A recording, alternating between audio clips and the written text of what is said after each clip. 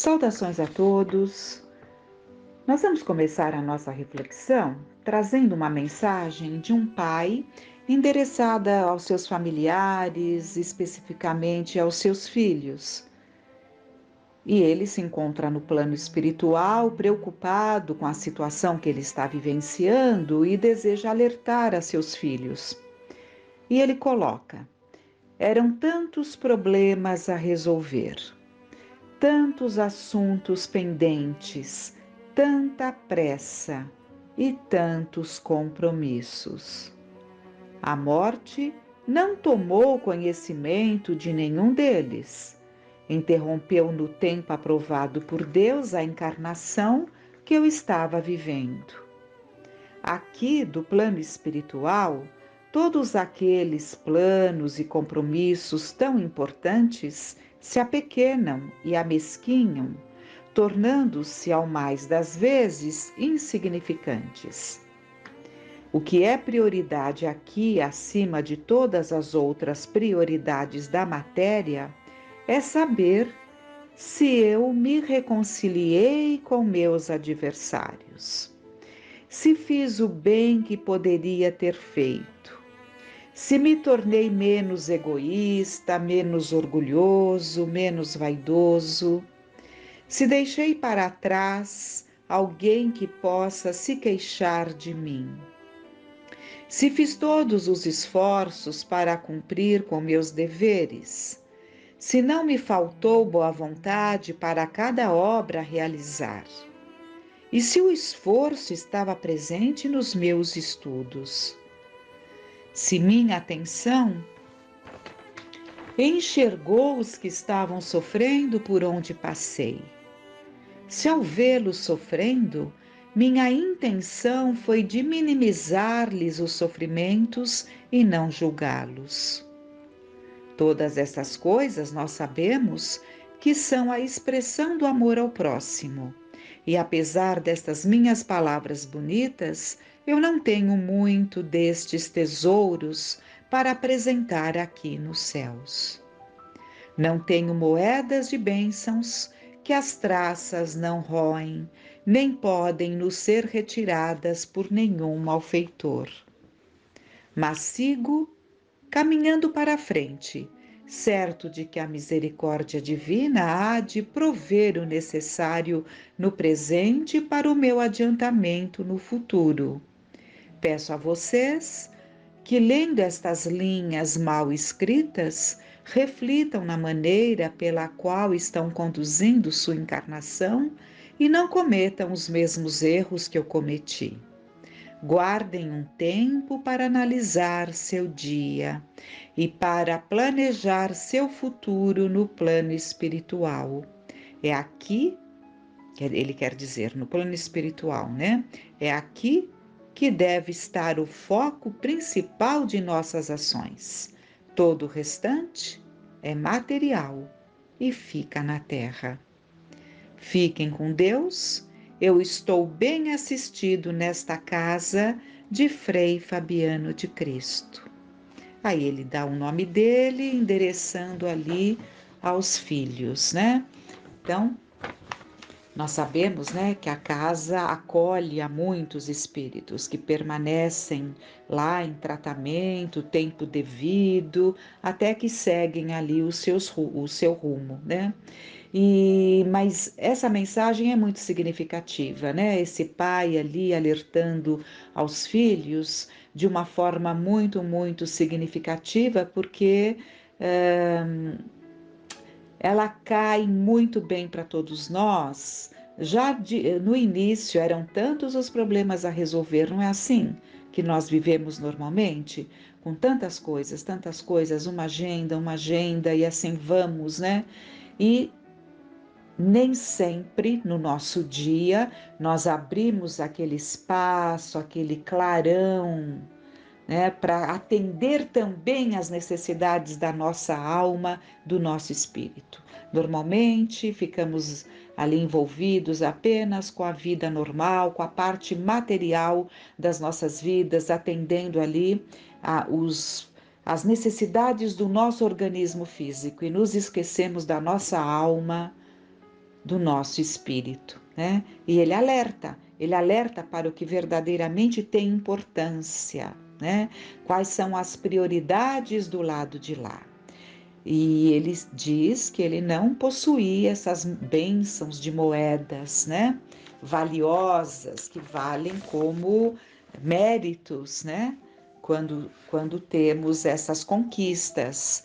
Então, é assim, na vida nós estamos aqui no palco da vida, tendo as oportunidades, tantas oportunidades, quantas vezes negligenciamos essas oportunidades que temos, e nós aprendemos claramente no livro dos Espíritos que toda oportunidade negligenciada é um mal, toda oportunidade de fazer o bem e deixamos de fazer quando poderíamos fazer é um mal, né?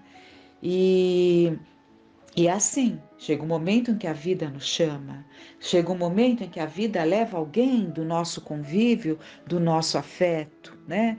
E buscando também alguma exemplificação nesse sentido, nós temos um livro, Vencendo a Dor da Morte. Ele foi escrito pela Célia Diniz, né?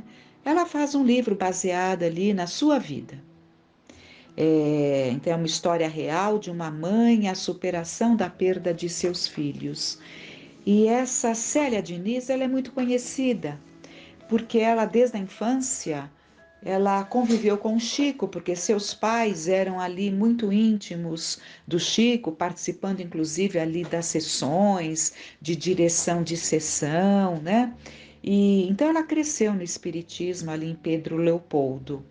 E evidentemente que isso ajudou muito no momento das duas provas mais difíceis da vida dela, que foi, além da perda ali, né, dos familiares, de pais, de irmãos, ela acaba tendo também a partida de um filhinho e depois de uns anos da sua mocinha, né, da sua moça, da sua jovem. E, e mesmo com todo o preparo, ela relata as suas dores, as suas angústias. É um livro que traz muito aprendizado, muito conforto para quem está vivendo essas situações e para todos, né? Que desejam se inteirar sobre as provações da terra, sobre a continuidade da vida, sobre as comunicações do além-túmulo, né, em que os filhos se fazem presentes ali através, os filhos ou outros afetos se fazem presentes através de médiuns e nos trazem ali o conforto, o consolo. E ela tinha essa oportunidade, né, como o próprio Chico lhe diz numa das vezes, que ela teve a grande oportunidade de passar por esta prova já evangelizada, né? Dizendo que é muito mais difícil para, no caso, as mães, né? Os familiares queridos ali, quando não evangelizados. Então, buscando aqui o exemplo da mãe, que vê a partir dali de um filhinho pequeno, de 3 aninhos, ela já era evangelizada. Então, mesmo doendo muito, muito, muito, não leva a uma revolta, como acontece em muitos casos, né? Então, ela nos relata que o Rangel, que é o filhinho dela, ele tinha já quase 3 anos, quando ele se acidentou fatalmente. Era uma sexta-feira, 12 de agosto de 1983. Sãozinha é o nome da babá, né? Uma babá jovem de 16 anos. Levou-o para passear de bicicleta, como acontecia todas as manhãs. E vale a pena nós colocarmos que quem assistiu o filme, quem não assistiu deve assistir, As Mães de Chico, em que é relatado, né, o jornalista Marcel Souto, ele faz ali um estudo profundo desses casos todos, né, e depois isso vai para o cinema. As Mães de Chico. E um dos casos ali relatados foi da Célia Diniz, né? Então, vale a pena assistir ali a dramatização dessa situação. A babá todos os dias saía com o menininho para dar uma volta, né? E já passava ali nos locais para fazer ali as compras de bicicleta naquela cidade tão pacata, em 1983, né? Mas naquele dia a bicicleta menor estava com um problema no pneu. Então a babá pega uma bicicleta maior e coloca ali o menininho ali de 3 aninhos, né? E lá vão eles. Mas quando ele vai subir, depois que ela para ou na padaria ou numa farmácia e ele vai subir, né? É aqui, ela fala, olha, após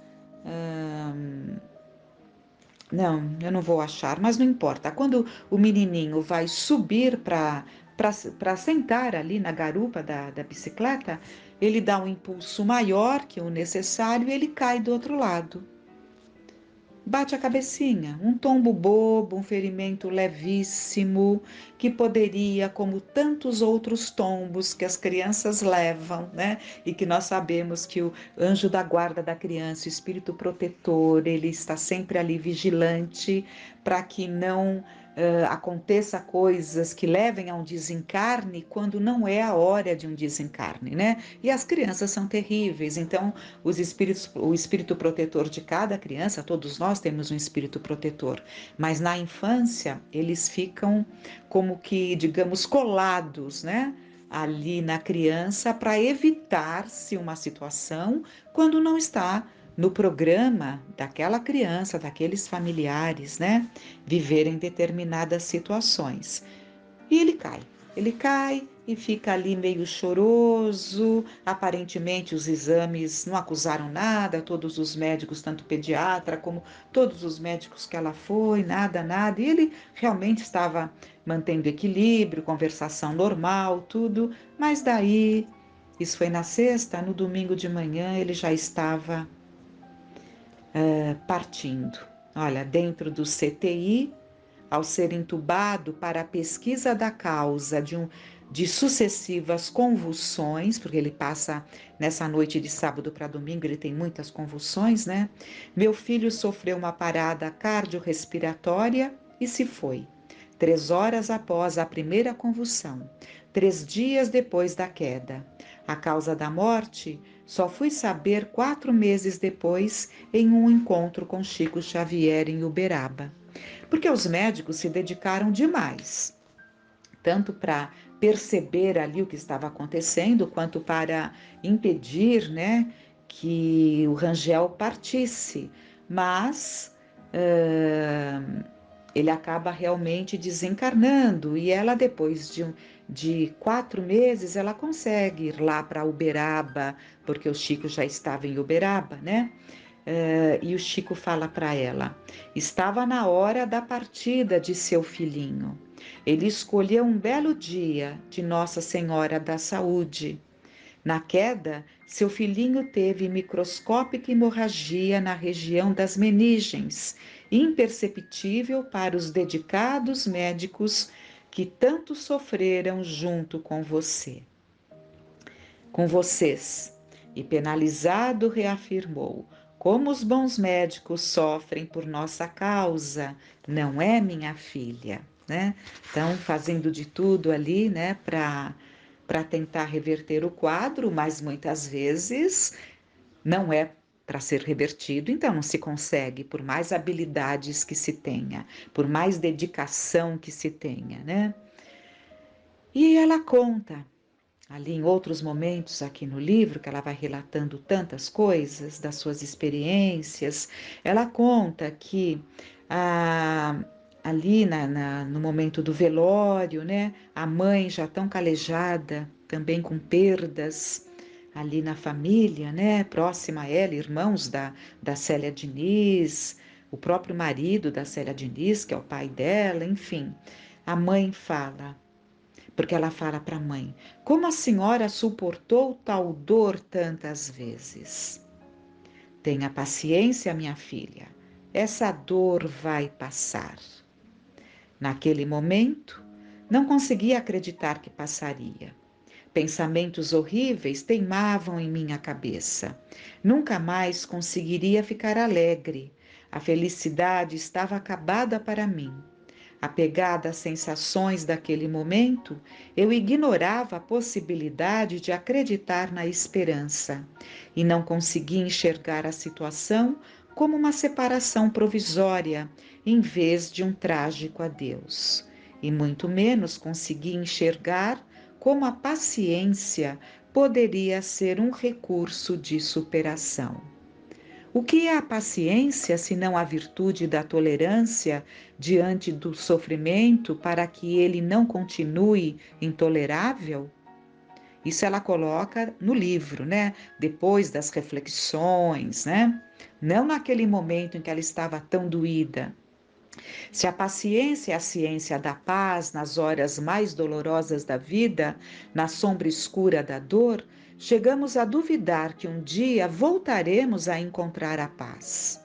Mas ela estava como uma semente plantada em meu coração, apenas aguardando o arrefecer de todo aquele trauma, do susto, da angústia, da perplexidade, da desilusão e da dor, para me dar os frutos abençoados da resignação, aguardando resignadamente aquela força interior de aceitação daquilo que de fato eu não podia mudar.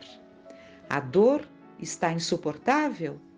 Só existe uma solução, diz Célia Diniz, para torná-la suportável: ter paciência. E ela conta que no encontro com Chico ele também disse, porque ela gritou para o filhinho, naquele desespero ela fala: filhinho, não vá, né? E como espírita ela ficou muito preocupada depois de ter dito isso para o filhinho, que isso tivesse de alguma forma atingido a ele, né? Aí o Chico um dia, sem que ela dissesse nada, o Chico lhe diz: não fique preocupada, minha filha, seu filhinho não ouviu seus gritos. Saiu dormindo em braços tão maternais quanto os seus. Né?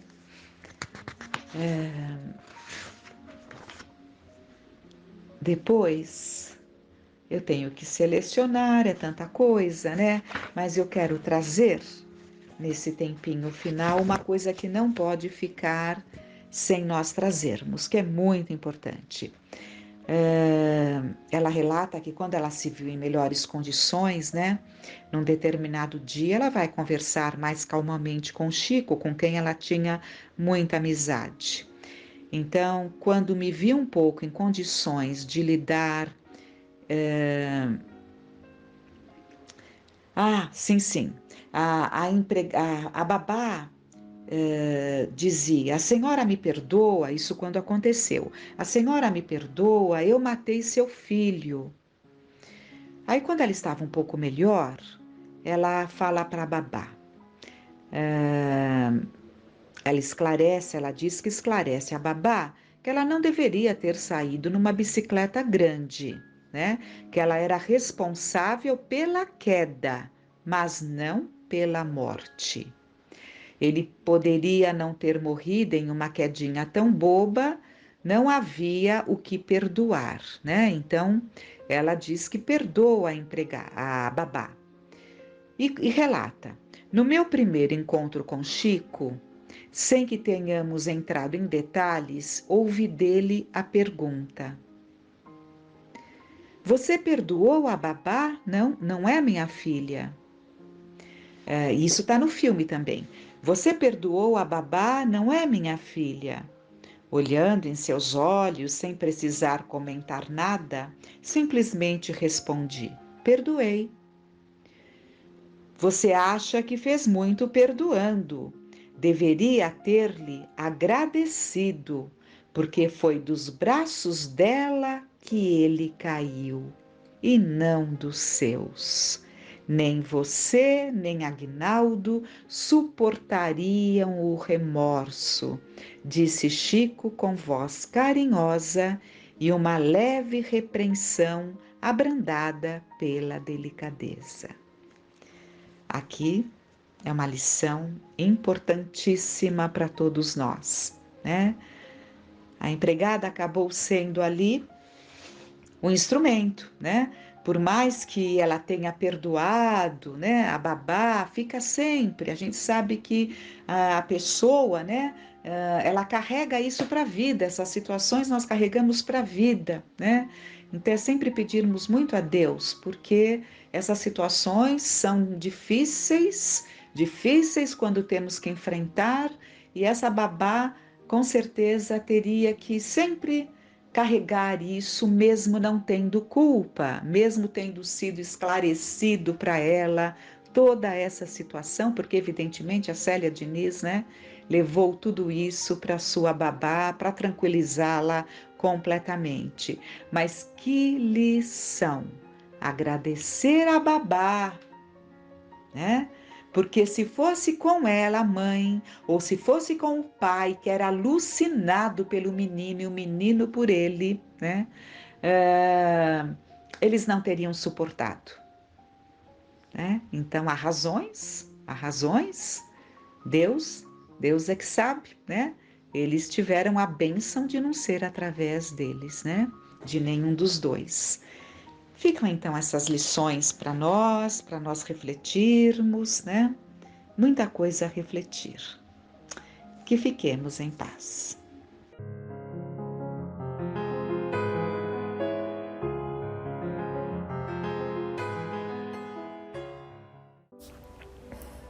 Olá, do livro Primícias do Reino, através da psicografia de Divaldo Franco, pelo Espírito Amélia Rodrigues.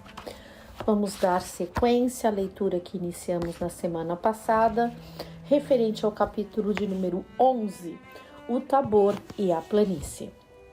Então, a Amélia Rodrigues, ela vai alternando momentos referente a esse instante do Tabor, né? Então, ela começa o capítulo falando ali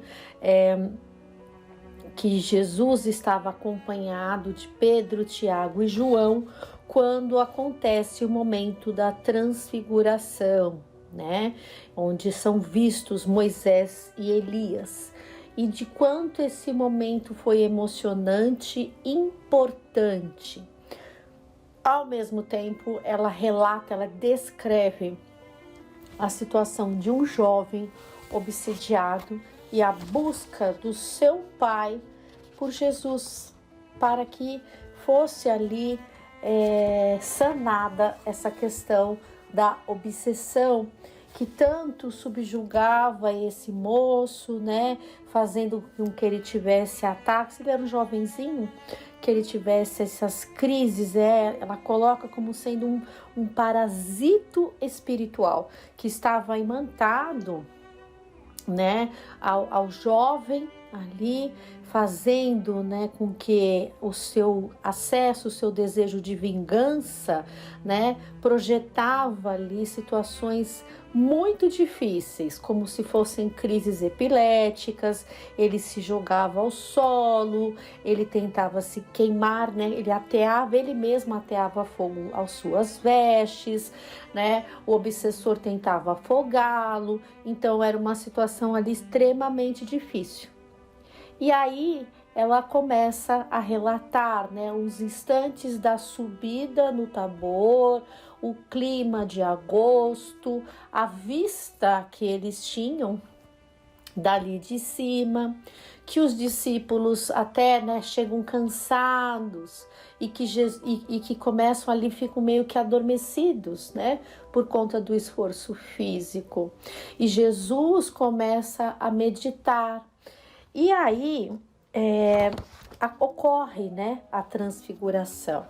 Então, a primeira mensagem ali importante, né, a primeira revelação, além de estar presente Moisés e Elias, é que Deus, né, a voz, né, logo após diluída a visão, né, que era a visão dos dois, Simão se acerca do Rabi e exclama, né, mestre, bom é que estejamos aqui e façamos 3 cabanas, uma para ti, outra para Moisés e outra para Elias.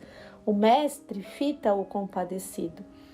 Uma nuvem surge misteriosa E uma voz então exclama: Este é o meu filho amado, a ele ouve.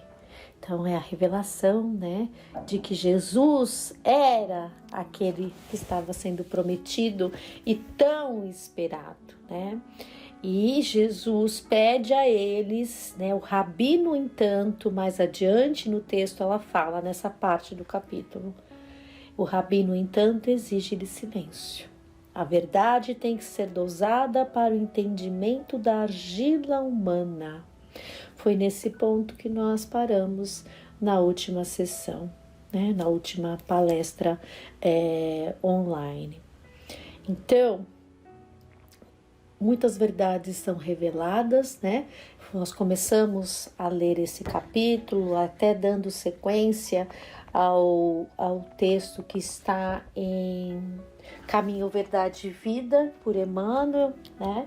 A mensagem é intitulada Nem Todos. Então, temos que estar prontos e preparados, né? E saber respeitar o tempo de revelar certas mensagens, né?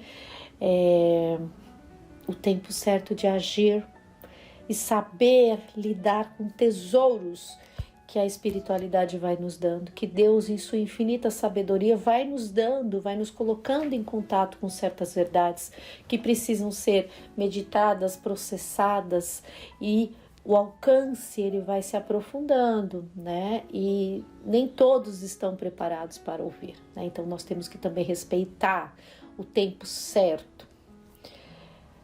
Vamos aqui a mais um trecho, então, porque são vários trechinhos, né? Como eu disse, na semana passada ela vai alternando, não necessariamente na ordem em que os acontecimentos ocorreram. Então, ela contextualiza, né, a questão aí do Tabor e do pai que estava embaixo, né? Ele estava ali porque ele havia ido buscar Jesus e nesse momento Jesus com os três estava, né, no Tabor, em cima. Então começa assim: desçamos ao vitrão-mestre. Então depois dessa visão, depois dessa mensagem e depois dessa recomendação do Rabi aos 3 discípulos, ele ordena: desçamos. Não poderíamos aqui demorar-nos? Indaga Simão. E é muito nosso isso também, né? Que a gente quer aproveitar. Quando a gente está em contato com alguma coisa, a gente quer aproveitar, né? Até o último instante, quando é algo que é muito bom, muito feliz. E aí vem mais uma recomendação do mestre. É necessário descer, retruca Jesus. Busquemos os que não dispõem de forças para subir. Os homens necessitam de nós. A nossa é a glória deles. Para eles sejam nossas alegrias e para nós as suas dores. Depois da comunhão com os céus, a convivência entre os que se demoram na terra. O paraíso seria para nós estranho presídio sem aqueles que, no ergástulo das aflições, anseiam pelo país da liberdade. Desçamos. Os homens para quem eu venho nos esperam. Então, quanto ensinamento nessa recomendação do mestre, nesse parágrafo. Vejam, é necessário descer. Lógico que ele estava ali cumprindo, né, deixando fluir a sua missão.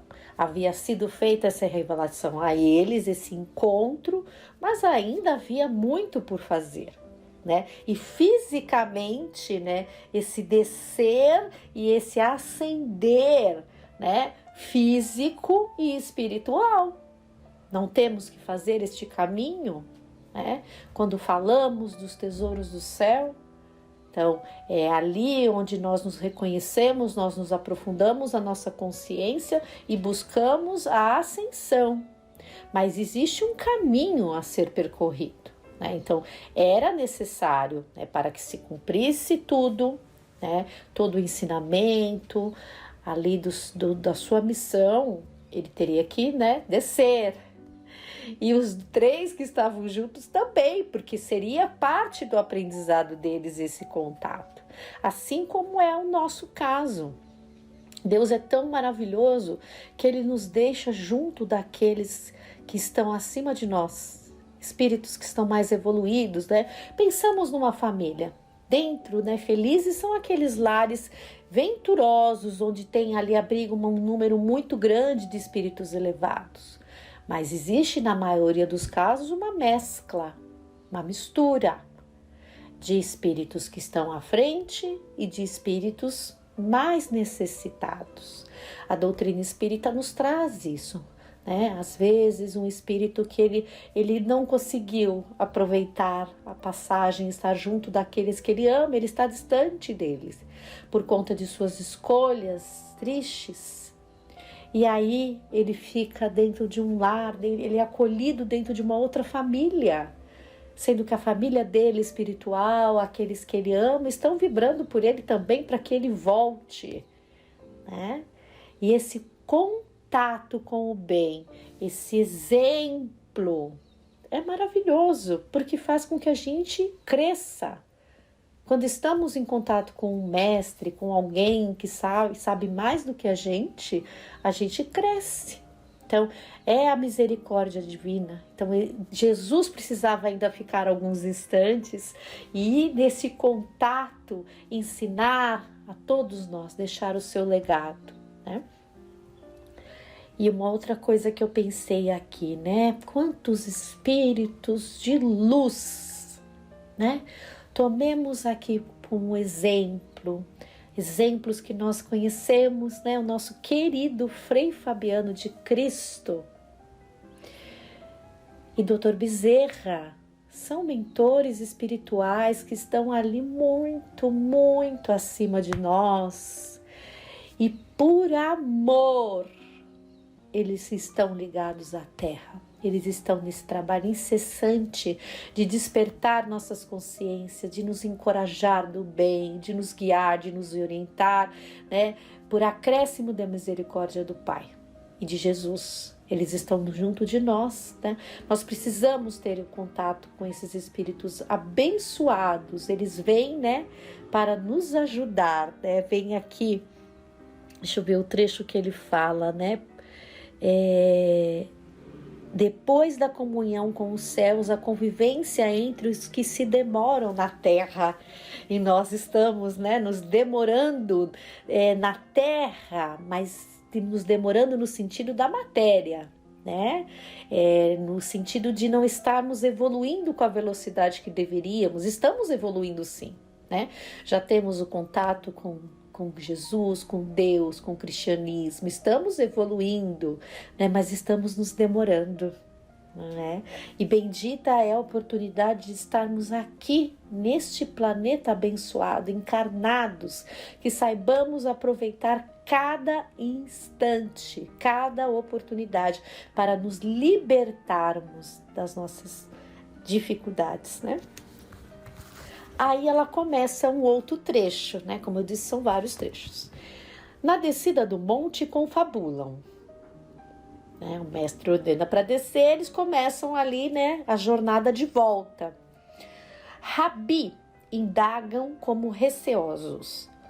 Dizem os escribas que é mister que venha primeiro Elias. Então eles começam a conversar e a tentar entender que foram muitos estímulos que eles tiveram, né? Foram muitas informações ali, jorraram para eles, né? Elias já veio e não o conheceram, mas lhe fizeram tudo quanto quiseram.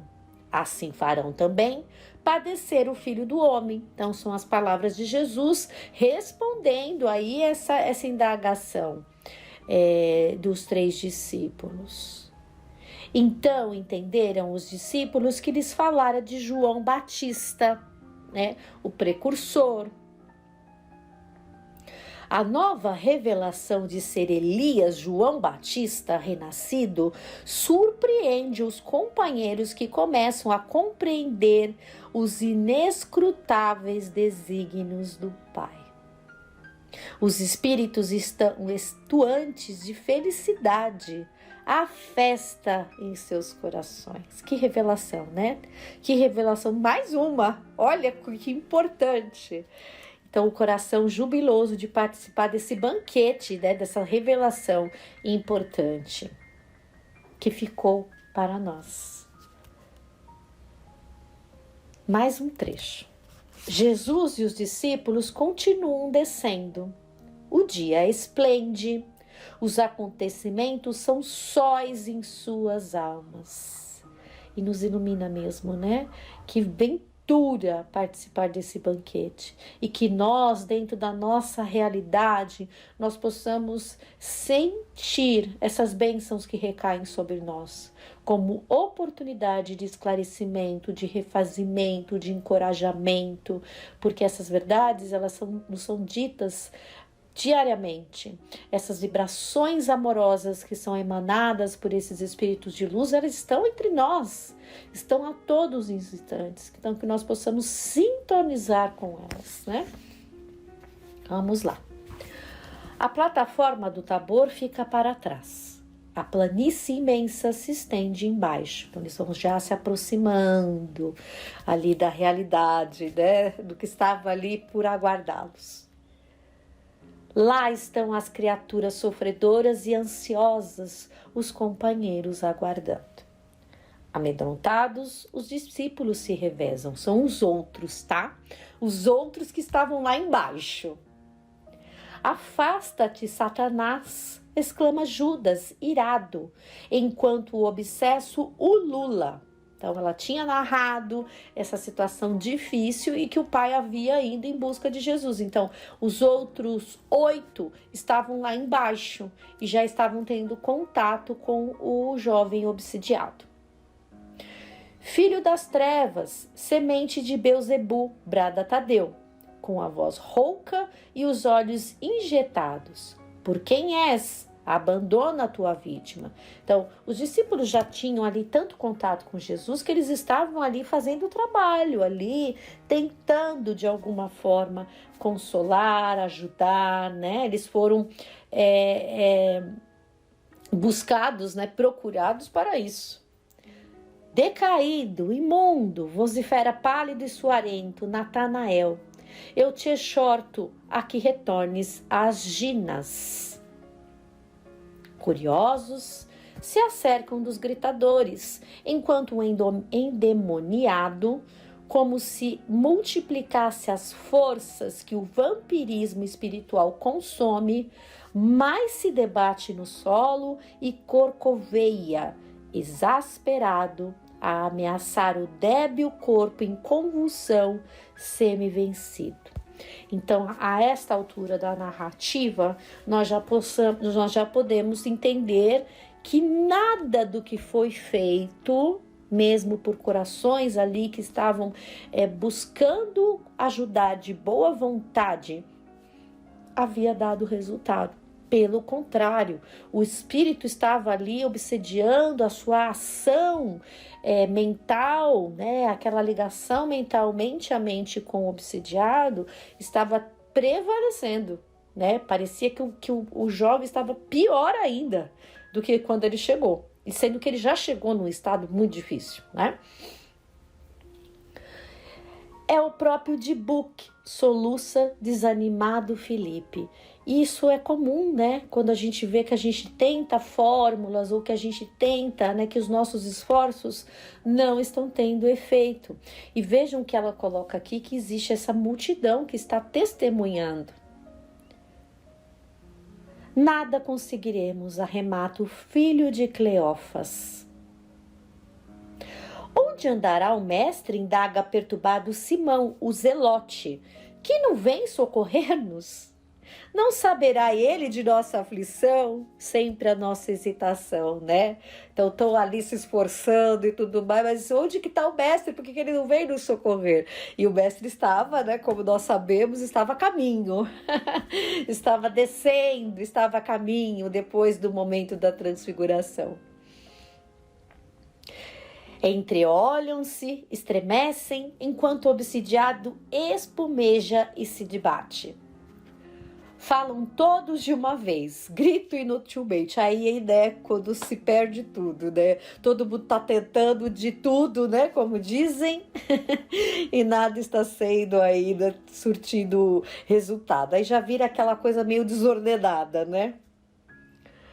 Vendo o mestre e os companheiros, que chegam à charneca das misérias humanas, correm aflitos e o saúdam. Que é que discutes com eles? Interroga sereno o Senhor, né? Então que a gente lembre dos momentos das nossas aflições, né? Dessa serenidade, o que é que está acontecendo? Quando alguém vem, né? Quando nós formos aqueles que irá trazer a solução, que tenhamos calma, que tenhamos serenidade, que não entremos aí num padrão aí de desespero, que o cenário era de desespero. Mestre, trouxe-te o meu filho, que tem um espírito mudo. E este, onde quer que o apanhe, despedaça-o, e ele espuma e range os dentes, e vai se secando. Eu disse aos teus discípulos que o expulsassem, e não puderam. Então foi o pai que descreve a situação. Se podes, apela o pai, salva o meu filho. Outro ponto, né? Sempre um coração amado intercede por nós, né? Então que tenhamos confiança, porque o amparo e a ajuda sempre ocorrerão. Eu creio, Senhor, ajuda a minha incredulidade. Eu pulei um ponto, vou voltar. Se podes, apelo, Pai, salva o meu filho. Se tu podes crer, tudo é possível ao que crer. Essas são as palavras de Jesus. Então, se podemos crer, tudo é possível. Eu creio, Senhor, ajuda a minha incredulidade, né? Então, o Pai também se coloca não só nesse ato de pedir, mas de muita humildade também, né? De muita busca. O Rabi se comove. O semblante sereno expressa toda a angústia do seu espírito. Sem qualquer mágoa, fita os companheiros medrosos e os admoesta com veemência e compaixão. Compreende as fraquezas dos convidados, a esparcir a semente da boa nova. E o mestre nos compreende mesmo, né? Ele sabe que nós ainda somos hesitantes, né? Que nós ainda temos um caminho a ser cumprido. E ele nos aguarda amorosamente. Como a justificar-se a si mesmo e aos outros, Judas tenta esclarecer. Fizemos tudo quanto nos ensinaste e nada conseguimos. Tenhamos cuidado para essas justificativas, né? Para não ficarmos presos nos desculpismos, né? Busquemos o nosso melhor. E não fiquemos presos, né, numa justificação que não é uma justificativa que é improdutiva em muitos casos, né? Até quando vos sofrerei e estarei convosco? A indagação fica no ar, sem resposta. A arrogância da fraqueza é mais petulante do que a vaidade da força. O sinal do fracasso no orgulho é como chaga de fogo a requeimar. Espírito mudo e surdo, pálido e fraco, o moço sorriu. Havia gratidão nas palavras, osculou a mão do Rabi e, conduzido pelo pai em êxtase de alegria, seguiram ambos no rumo do lar. Então eles seguiram ali, sendo saciados, né? A sua sede, a sua busca e gratos, né? Pelo que havia ocorrido, né? Esse processo aí de desobsessão. E quanto ensinamento até aqui, porque ainda não acabou, na semana que vem a gente continua, né? Para os discípulos, para nós, né? Que somos cristãos, que tenhamos essa coragem, essa busca, a boa vontade, o bom ânimo, a humildade de aprendermos, né? Não nos colocarmos em situações ali de desespero, né? De aflição, e sim de confiança. fortalecer a nossa confiança, né? Para que a nossa fé seja ali um instrumento, né? Como o mestre falou, se tu podes crer, tudo é possível ao que crer. Então, o que faltou a esses discípulos quando eles tentaram, né, afastar esse obsessor? Faltou realmente a crença. Tanto é que eles falam, onde é que está o mestre que não vem nos ajudar? Então, ok, nós reconhecermos o poder do mestre, mas nós podemos ser instrumentos de amor e paz, né? Instrumentos úteis do bem. Então, boas reflexões a todos, uma ótima semana e até a próxima, se Deus quiser.